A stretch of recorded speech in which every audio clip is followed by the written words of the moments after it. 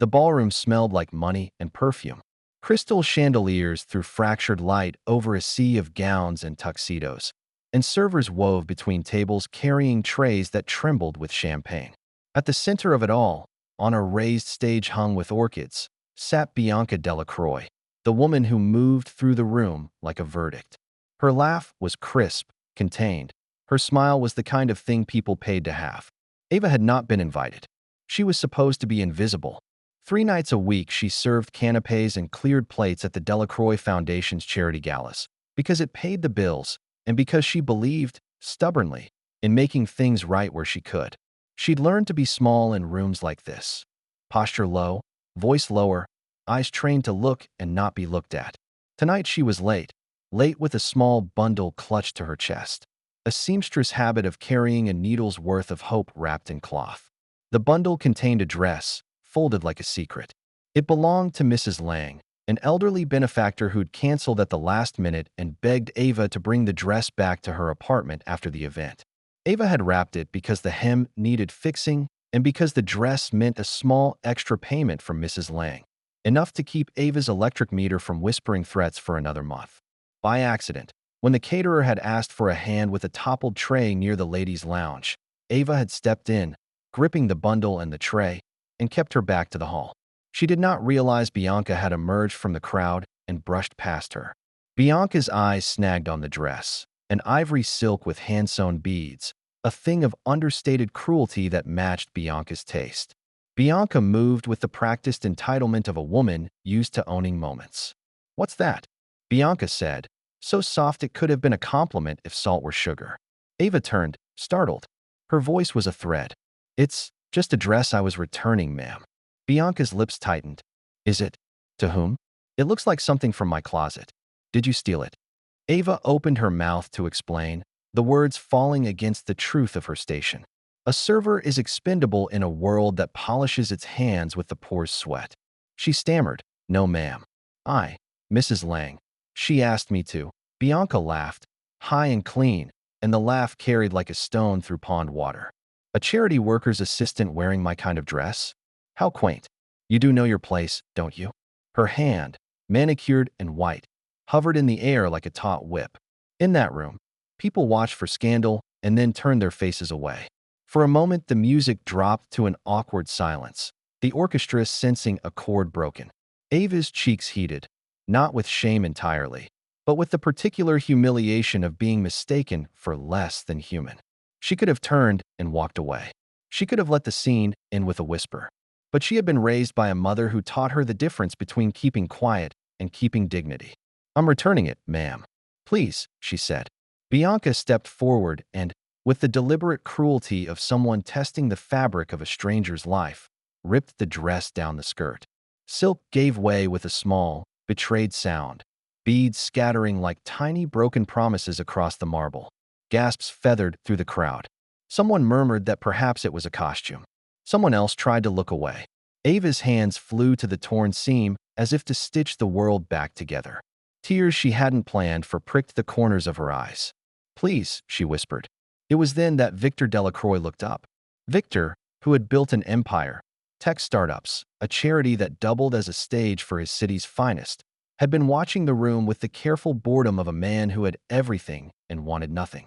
Tonight he had been speaking with donors across the room, his tux perfectly tailored, his tie like a ceremonial rope. But something in his chest tightened at the sound of fabric tearing. Victor crossed the room, his movement decisive, carrying the weight of a man who had commanded boardrooms and hospitals with equal ease. He did not hurry. He simply arrived. He took in the scene in a single, precise glance. Bianca's raised hand, the dress in fragments, Ava cradling the torn silk, the small handful of beads that trembled on the marble. "Bianca," he said, voice low enough to be private and sharp enough to cut. "What is going on here?" Bianca blinked as if affronted to be summoned into consequence. "Victor, it's nothing. This woman, this worker, she had the gall to wear my kind of dress. She lied about where it came from." Victor's eyes moved to Ava. He saw her clearly for the first time. The tired set of her shoulders, the calluses on fingers that had mended tablecloths and hearts, the old scar on her forearm, a pale crescent barely visible beneath her sleeve. He had seen that scar somewhere before. He had studied faces in his life like others read maps. For reasons he couldn't yet name, the scar lodged in his memory like a foreign coin. "Show me the dress," he said. Ava lifted it. He bent over the ruined fabric and ran his hand over a seam. There, hidden among the lining, a tiny, faded smear of ink. A tattoo no one would see unless the dress was taken apart completely. Victor's breath hitched. He recognized the ink because it mirrored the small mark he'd kept in his memory for 23 years. The nurse's mark on a pair of hospital slippers. The same inked stitch where a name had been written in a ward in a city that felt far away. A night he had been too young to understand the depth of what he'd lost. "Where did you get this dress?" he asked quietly. "Mrs. Lang's, sir," Ava said. "She asked me to bring it back." I'm sorry, Mr. Delacroix. I didn't mean any trouble." Victor's eyes narrowed, not with suspicion, but with a calculation that had nothing to do with business metrics. He had been a young man once, reckless and tender. He'd made a mistake that had become a 20-year-old ghost, a night of passion with a woman who left a child and then left him, a regret he had buried under deals and donations. He'd always wondered about that child. He'd never married the woman. He had married Bianca for the life she promised. Control, status, someone whose idea of love was an accessory. Bianca laughed, startled by the shift. "Victor, are you serious? This is nonsense. She's a servant." She lied.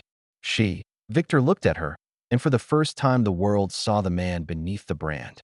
"Do you realize what you just did?" he asked, not to Ava but to Bianca, and the word had a verdict in it. He turned back to Ava. "May I?" Ava nodded, bewildered. Victor reached into his jacket and pulled out a small velvet box.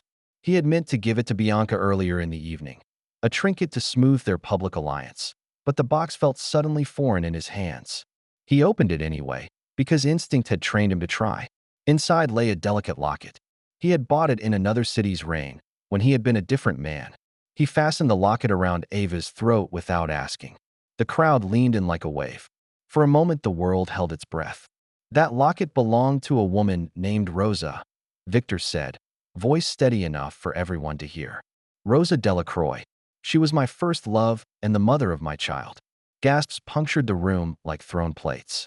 Bianca's face drained of color. Her perfume could not mask the shock. Ava's fingers froze at her throat, the cold of the metal settling there like a newborn truth. "You said what?" Bianca managed. Victor ignored her and took Ava's hands in his. "There was a fire in the hospital where Rosa worked," he said. "She disappeared soon after. I searched. I failed. Years passed, and life moved us both into lives made of glass and steel. I married Bianca, and we built things. But I never stopped looking with the wrong eyes. I always had this." He touched his temple. "This sense that something was missing." Ava's mouth trembled. "I don't understand," she said. "You don't have to understand it all at once," Victor told her. "But that scar on your arm," he pointed gently, "and the way you hold a seam like it's prayer. Rosa taught someone to sew.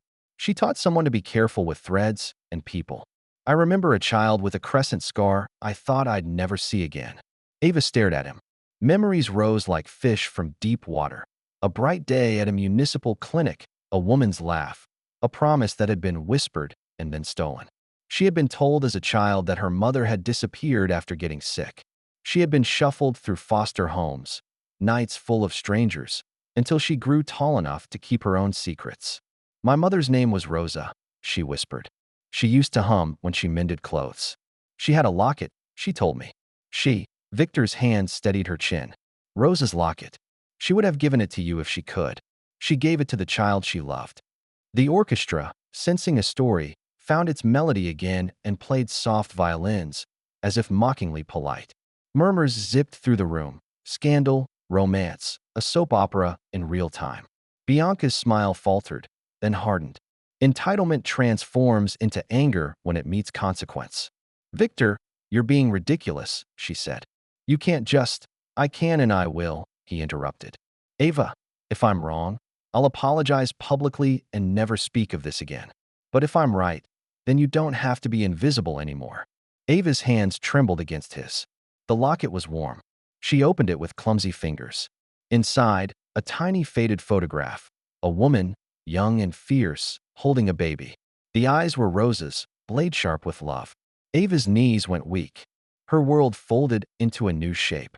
Victor felt something like apology well up, a lifetime of missed opportunities pressing like a bruise. He had money, power, a board of trustees, and a calendar full of lunches that meant nothing. He did not have the years he had missed, but he had the chance now to do something that mattered beyond investments, to claim the family he'd let disappear.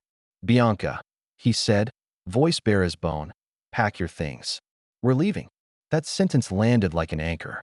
Bianca's face transformed from outrage to incredulous fury. "You can't be serious. You can't do this here." "I can," Victor said. "You humiliated a woman tonight. You attacked someone you assumed had no name, no story, no claim. I won't stand for it." Around them, people separated into murmuring clusters. Cameras in pockets recorded the collapse of a marriage in an instant. The charity's director paled. Donors shifted uneasily, as if the room had lost its preferred narrative. Bianca seized at pomp, at the trappings of their life. "You'll ruin everything, Victor. Think of the foundation. Think of the donors. Think of our reputation." "My reputation," Victor said, and there was a coldness now, an authority not given by wealth but by conscience, "is exactly why I will not let you behave like that without consequence." He took Ava's hand and led her through the room, past a swirl of shocked faces. He could feel the weight of every eye, every assumption they carried. At the edge of the ballroom, he stopped and looked at her as if cataloging the woman he'd just found. "I'm sorry," he said, and the apology was a river he had been damming for years. "I should have found you sooner." Ava's voice was tiny in the space between the chandeliers. "Why didn't you? Why didn't you ever look for me?" "I tried," he said. "I looked and I failed. Then I let myself be distracted by the wrong things. I know that doesn't fix anything, but if you'll allow it, I want to help. I want to make amends." For a second, Ava imagined a life she had never allowed herself to picture, a place with steady electricity, a room